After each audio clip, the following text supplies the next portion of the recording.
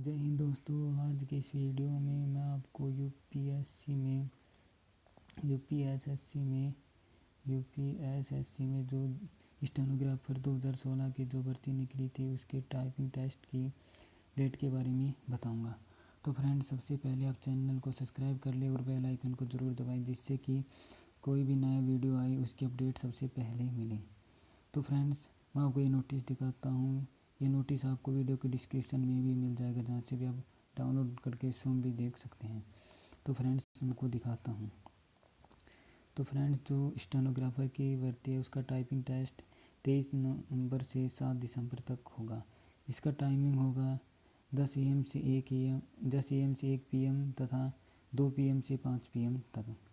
तो फ्रेंड्स, इसकी 2 शिफ्ट होगी। एक शिफ्ट 10 AM से 1 AM 10 AM से 1 PM और दूसरी 2 PM से 5 PM तक होगी, जिसका स्थान लखनऊ होगा।